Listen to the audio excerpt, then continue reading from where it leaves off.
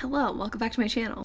I hope y'all are having a good Sunday. I am going to do a little bit of laundry right now. That's kind of all I've been doing all day. It is 5:22 p.m. I am gonna fold some towels while I answer the questions that y'all left on my last vlog, and then we can get into what I've been reading because I have been reading today, even if I haven't really been doing a great job at updating. The first question that I got asked was, how tall are you really? Which that's a fantastic question. If you don't follow me on Instagram, I jokingly said that I was 4'11", which a lot of people seemed to believe, even though it was quite obviously a joke. I am 5'6". Not 4'11", not that there's anything wrong with being 4'11". Do you prefer some genres on audio compared to physical? Lately, and just kind of where I'm at in my life, audiobooks are kind of just my preferred medium for all genres, but I would say my favorite genre to listen to on audio typically is thrillers. I just feel like they're nice and eerie when I get to listen to someone kind of tell me the story. It's kind of like a ghost story, you know? I also like romance quite a bit on audiobook, especially, you know, a good traditionally published romance. I would say the only genre that I'm more reluctant to pick up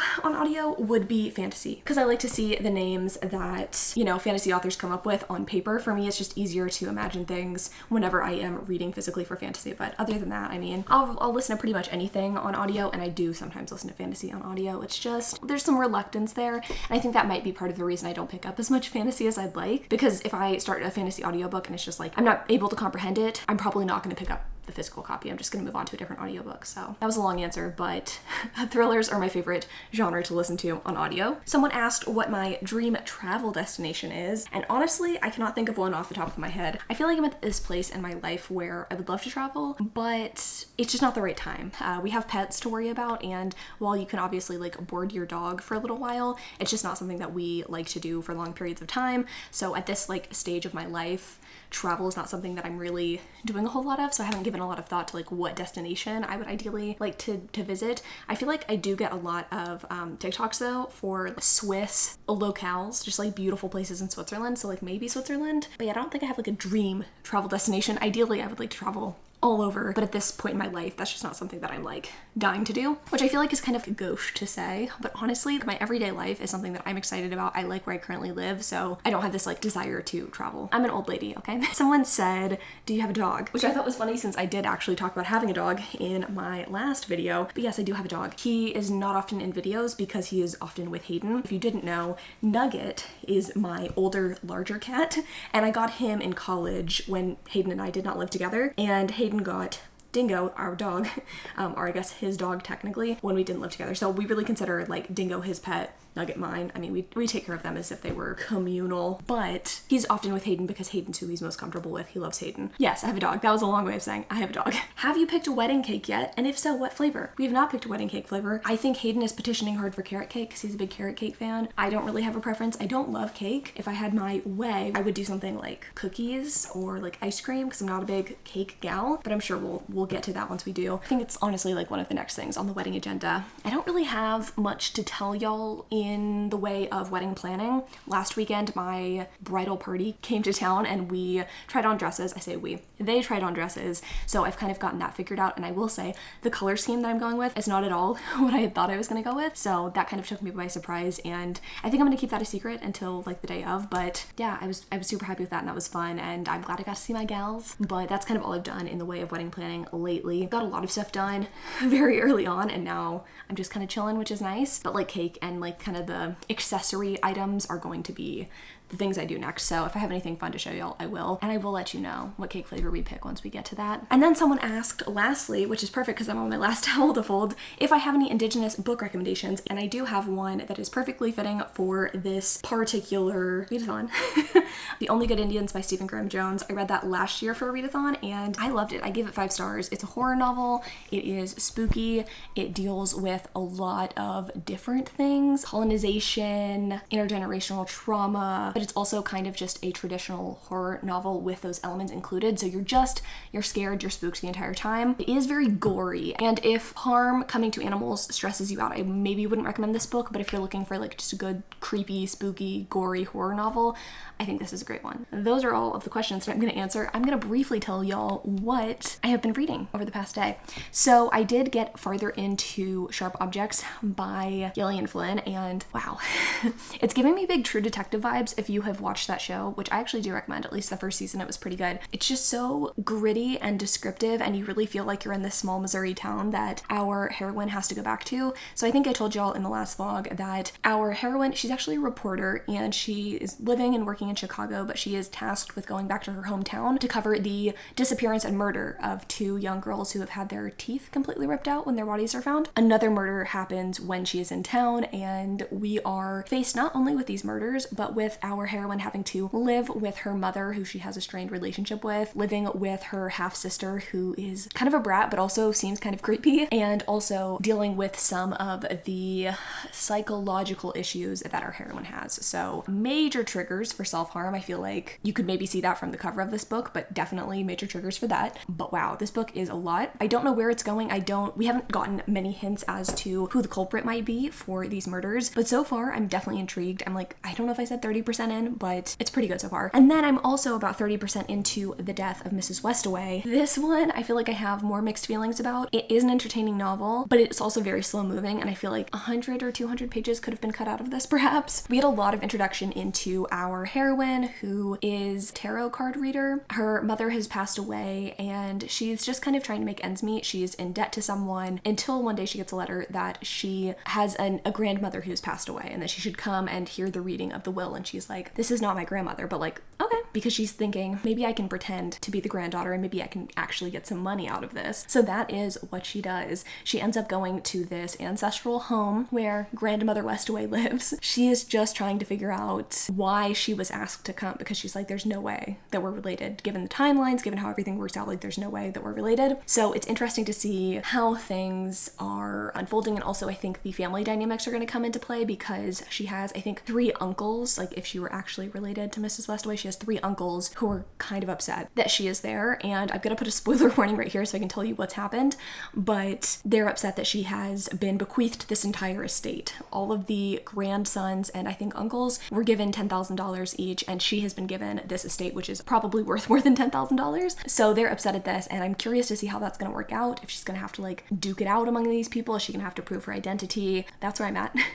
Thanks for asking me questions. I'm glad I got to answer some of them just to kind of spice up the vlog a little bit. My plans for tonight are just to finish these 2 books. I have about 70% of both to read, but I think I have enough time to complete both, which would be awesome. And I'm hoping to grab some dinner and honestly just take it really easy. Both of the boys are sleeping on my bed right here. I don't know if it's gonna focus, and are clearly super comfortable. So I'm probably gonna grab some food, eat some food, come back and just hang out with the boys. Maybe do a little time lapse of me playing with them. They've been super needy lately, and I think it's because I haven't had as much of an opportunity to play with them during the day. So maybe I'll get to do that tonight with them and show you that as well. But I hope y'all are having a fantastic Sunday. It's rainy as fuck here, but it's otherwise been quite nice. So I'll update y'all when I get back from dinner, and then we can get reading.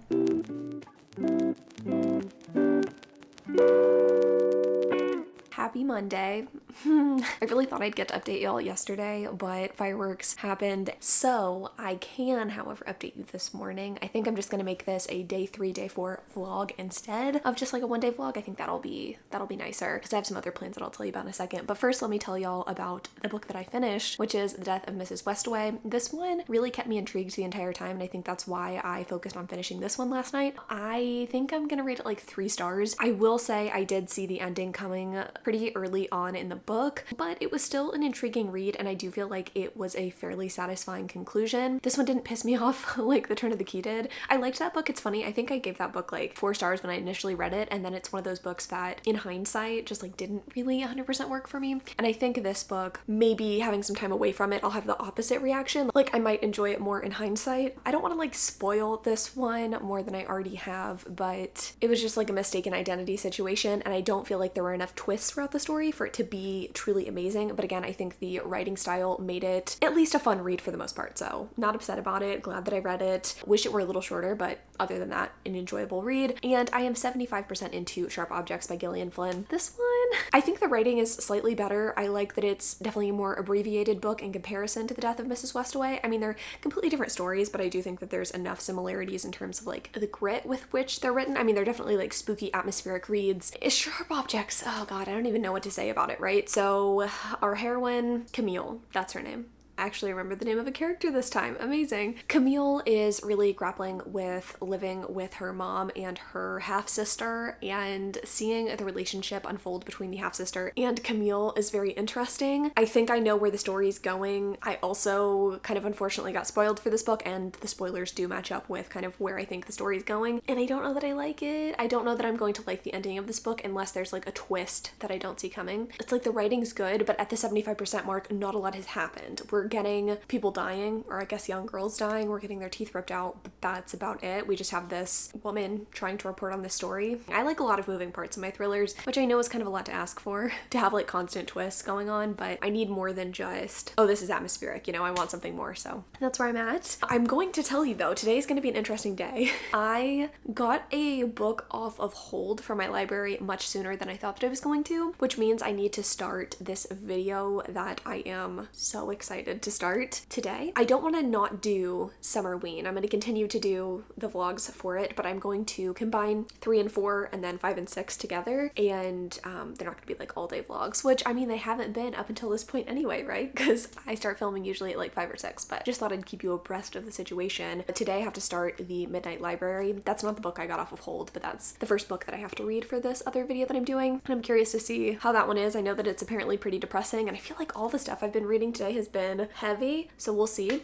Oh, I might start in on something that I found on Libby though. I was like, okay, I want something summer-ish, summerween-ish, Halloween-ish, but not necessarily a thriller. And I found this book called Rest in Pieces, Barbie the Vampire Hunter, book 1. Sounds fantastic. The reviews are pretty good for it. I think it's just like a paranormal new adult romance story, so maybe I will start that today after I finish Sharp Objects, but I don't know, I'm not in the mood for anything like super dark. I just feel like I've been reading Dark Thing after Dark Thing, and I think that will be a good palette cleanser because I still want to read some other thrillers. I have The Broken Girls, which I want to read at some point over the next few days. I've been putting it off, but like I want to read that one too, and I need to finish The Diviners, so let's read something fun and kind of zesty for the rest of today. But that's where I'm at. I'll update y'all kind of as my day goes on, but that's where we're at. So I'm not saying that I take back everything that I've said previously about this book, but holy shit, it was pretty good. I think that Miss Gillian Flynn has an impeccable way with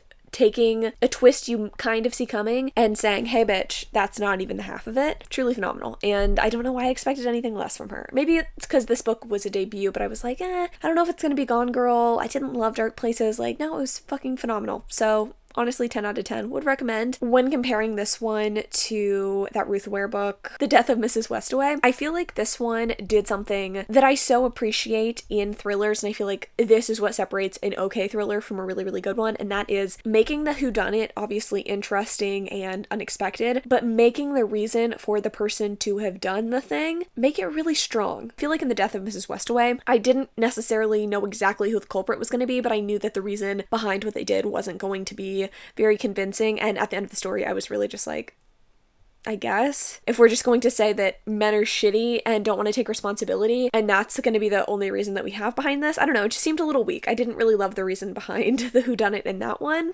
Sharp Objects, the psychological reasons between why the person did it, perfect. Phenomenal, groundbreaking. I loved every second of it. I'm not going to spoil it, but I feel like if this is a thriller that you've had on your backlist, I feel like you should pick it up because it was gritty, it was gruesome. There were so many scenes where I was just like, oh, this is gross. And then the ending came and I was like, goddamn, yes, loved that. But I do think now I am ready to carry on with something fucking lighthearted, maybe, hopefully, fingers fucking crossed. I have been reading The Midnight Library for a couple of hours now and it's been fine, but like, it's not what I would consider an upbeat book. I am very excited though, like I said earlier, about this video that I'm working on. I think it's gonna be like really fun.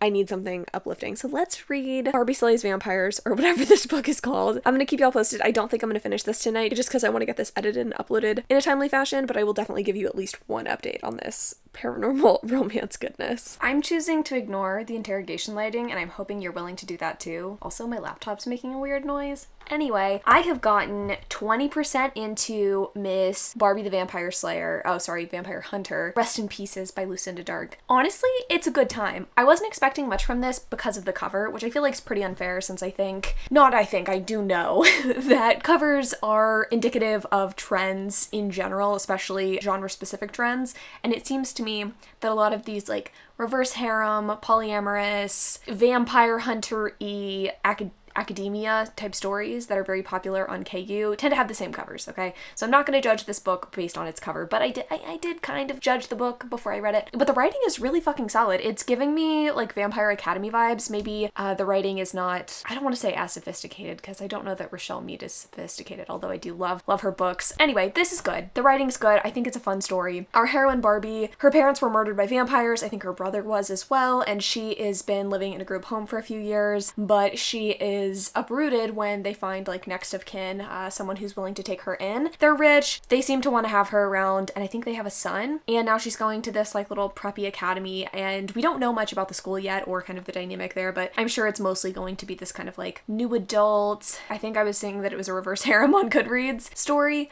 Though we haven't really gotten there because she's focusing right now on kind of retelling us what happened to her family. Parents were trying to train her and her brother to like fight vampires, but they never really materialized, the vampires that is, until one fateful night when they murder her entire family. And now Barbie has taken it upon herself to avenge her family's death, but she also has to go to school and be a senior in high school. So that's where we're at. It's fun. Barbie the Vampire Hunter. It's fun. She's blonde, obviously. I don't know where the story's going. I don't know that this is going to be quality like literature or, you know, amazing storytelling, but I'm having a good time and that's all that really matters. I think, however, I'm gonna go to sleep because I'm kind of tired.